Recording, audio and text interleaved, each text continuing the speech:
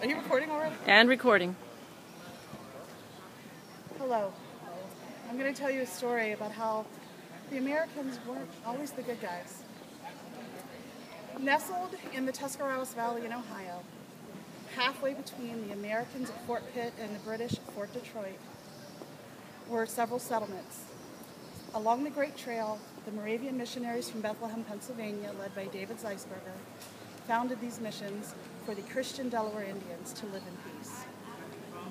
These villages had the first schools, the first churches, the first code of laws in the Ohio Territory that was then Virginia. Because of their location, halfway between these two forces just before the Revolutionary War, they were met with suspicion on both sides. They were accused of many things on both sides.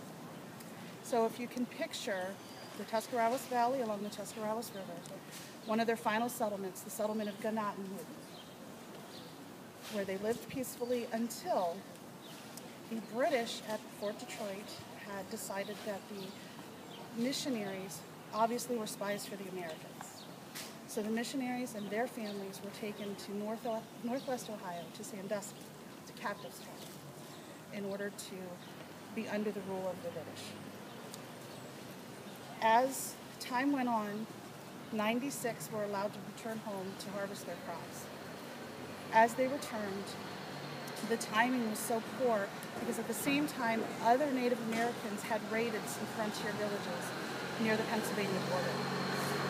And at Fort Pitt was a man of infamy, Colonel David Williamson. Colonel David Williamson, after hearing about these raids, had decided that it must be the Christian Indians at Gnadenhutten because they could not be trusted, because no natives could, because the natives were the ones that had massacred his mother, his siblings.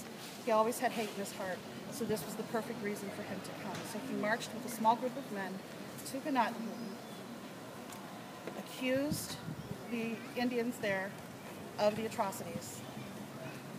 They were informed that they were to die in the morning.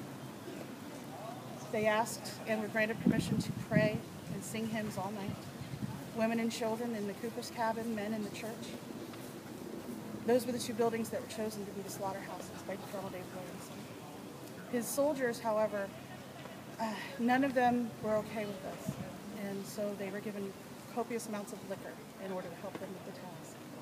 So at dawn, all 96 Christian Indians were bludgeoned with a cooper's mallet, scalped, and then mutilated by hatchet. And 2 boys escaped the slaughter to tell the story. Today, there's a monument in the village that says, "Here triumphed in death 96 Christian Indians, the martyrs." Their bodies lay in a jumbled pit together that John Heckelwelder, another missionary, came several years later, found their remains and buried them. So there today, they still triumph in death.